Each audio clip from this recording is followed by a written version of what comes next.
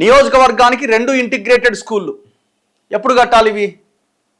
ఇప్పుడు ఒక స్కూల్కి ఏదో, నియోజకవర్గానికి ఒక స్కూల్కి ఏదో 200 కోట్ల 20 కోట్ల బడ్జెట్ని ఒక్కొక్క స్కూల్కి ఏదో కేటాయించడం జరిగినట్టున్నది. 4000 crores ఆర్ సంథింగ్. అవి ఎప్పటికి పూర్తి కావాలా? మధిరలో, కొడంగల్లో శంకుస్థాపన చేసి వచ్చినవి 7 దాకా వచ్చినాయి. ఇప్పటికి దాదాపు 6 నెలలు కంప్లీట్ అయింది. అంటే మీరు కట్టేది దాదాపుగా ఒక 4-5-6 సంవత్సరాలకు వేసుకున్న ప్రణాళిక ఇదంతా కూడా. వచ్చే సంవత్సరమే స్కూల్ స్టార్ట్ అయ్యే అవకాశం ఉందా? లేదు. దాదాపు 70-80% పిల్లలు ఎక్కడ చదువుతున్నారు? డే స్కాలర్స్గా ఆ ఊర్లో ఉన్న పాఠశాలలో చదువుతున్నారు. మరి ఆ పాఠశాలల మీద మీ యొక్క ఆలోచన ఏంది? నియోజకవర్గానికి 2 ఇంటిగ్రేటెడ్ పాఠశాలలు, ఇంటర్ వరకు డ్రాప్ అవుట్లు ఉండొద్దు, 9-12 తరగతుల విధానంపై అధ్యయనం చేయండి, ఇంటర్ పైన అసెంబ్లీలోనూ చర్చిద్దాం. విద్యాశాఖ సమీక్షలో ముఖ్యమంత్రి రేవంత్ రెడ్డి. విద్యాశాఖపై సమీక్షిస్తున్న రేవంత్ రెడ్డి చిత్రంలో బాలకృష్ణారెడ్డి, అజిత్ రెడ్డి, వేం నరేందర్ రెడ్డి, కేశవరావు, యోగితారాణా తదితరులు. ఇప్పుడు వేం నరేందర్ రెడ్డి పిల్లలో గతంలో మనవల్లో మనవరాన్లో ప్రభుత్వ స్కూళ్ళకు పోతున్నారా? బాలకృష్ణారెడ్డి గారి పిల్లలు పోతున్నారా? అజిత్ రెడ్డి గారి పిల్లలు? అసలు ఒక్కరు కూడా ఇందులో అసలు కింది స్థాయి నుంచి, గ్రామ స్థాయి నుంచి, రూరల్ స్థాయి నుంచి వచ్చి అధికారులుగా పనిచేస్తున్న వాళ్ళు కానీ, లేకపోతే నీ పక్కన ఉన్న సలహాదారులు కానీ ఒక్కరన్నా పెట్టుకున్నారా మీరు? కనీసం వాళ్ళకి తెలుస్తుంది ప్రభుత్వ విద్య మీద, వాళ్ళకి తెలుస్తుంది గ్రామాల మీద. రాష్ట్రంలోని ప్రతి అసెంబ్లీ నియోజకవర్గంలో బాలులకు 1, బాలికలకు మరొకటి చొప్పున Young India integrated residential school నెలకొల్పుతామని ముఖ్యమంత్రి ప్రకటించారు. ఇప్పటికే తొలుత ప్రకటించిన స్కూళ్లకు సంబంధించిన స్థలాల సేకరణ పూర్తయినందున ఇకపైన 2వ విడత పాఠశాలలపైన దృష్టి సారించాలని అధికారులను ఆదేశించారు. విద్యాశాఖపై పోలీస్ కమాండ్ కంట్రోల్ సెంటర్లో బుధవారం అధికారులతో సమీక్ష చేశారు.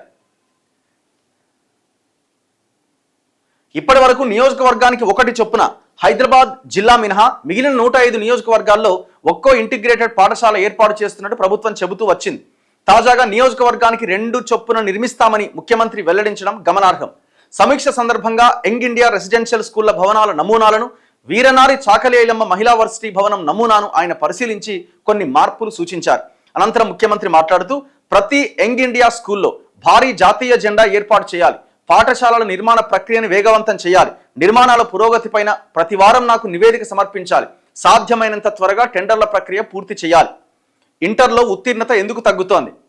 సరే, అది పక్కన పెడితే ఇప్పుడు మీరు ఓన్లీ ఇంటిగ్రేటెడ్ స్కూళ్ళ మీద ఫోకస్ అని అంటున్నారు. అవి ఇప్పుడు కావు, నేను ఇంతకుముందు చెప్పినట్టు సమయం పడుతుంది. మరి ఈలోగా ఒక జనరేషనే నష్టపోతుంది కదండి. మేము విద్య మీద 7% బడ్జెట్ కేటాయించినాం 2 పూర్తి స్థాయి బడ్జెట్స్లో. ఈసారి ఖచ్చితంగా 15% కేటాయిస్తామని మీ నోటు వెంటే రావట్లేదే. వితౌట్ బడ్జెట్ హౌ కెన్, ఎట్లా మీకు సాధ్యమవుతుంది? How can it possible?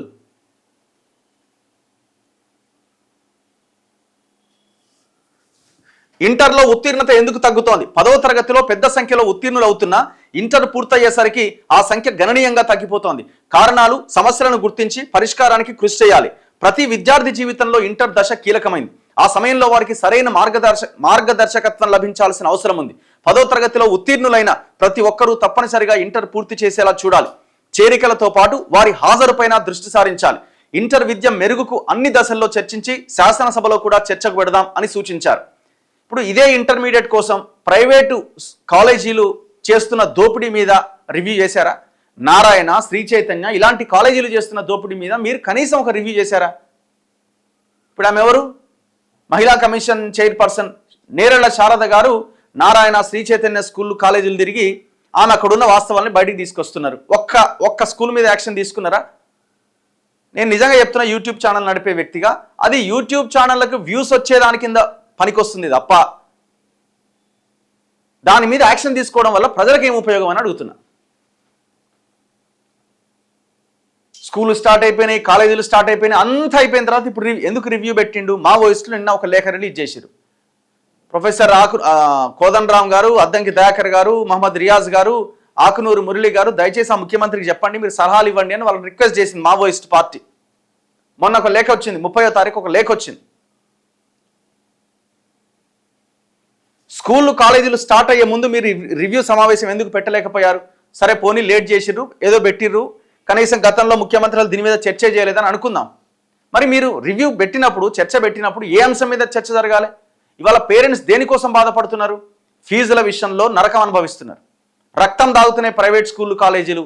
ముఖ్యంగా చిన్న చిన్న బడ్జెట్ స్కూళ్ళు కాలేజీలు పక్కన పెడితే ఈ శ్రీ చైతన్య, నారాయణ ఇట్లా చాలా పెద్ద పెద్ద స్కూళ్ళు కాలేజీలు, వాటి మీద నియంత్రణ ఏది? గవర్నమెంట్ సెక్టార్ మొత్తం నిర్వీర్యం అవుతున్నది. ప్రభుత్వ విద్య, పిల్లలు అసలు అక్కడ విపరీతమైన డ్రాప్అవుట్స్, అసలు కనీస సౌకర్యాలు లేవు. చాక్ పీసులకే పైసలు లేవు, అదే టీచర్లు జేబులోంచి ఖర్చు పెడుతున్నారు. మరి దీని మీద మీ ఆలోచన ఏంది? స్కూల్ స్టార్ట్ అయ్యే ముందే రివ్యూ పెట్టాలి కదా, కనీసం ఈ రివ్యూలో అయినా చర్చ జరగాలి కదా. ఒక్కసారి పేరెంట్స్ ఎవరైనా ఉంటే కామెంట్ పెట్టండి. స్కూళ్ళ మీద ఇతర రాష్ట్రాల్లోని పాఠశాలల్లో 12వ తరగతి వరకు విద్య అందుతోందని, అందుకే అక్కడ డ్రాప్అవుట్లు తక్కువ అని అధికారులు ముఖ్యమంత్రికి తెలియజేశారు. ఈ క్రమంలో 12వ తరగతి వరకు పాఠశాలలు ఉన్న రాష్ట్రాలు, ఇంటర్మీడియట్ వేరుగా ఉన్న రాష్ట్రాల్లో అధ్యయనం చేసి నివేదిక సమర్పించాలని ముఖ్యమంత్రి రేవంత్ రెడ్డి ఆదేశించారు. సమావేశంలో వీళ్ళంతా పాల్గొన్నారట.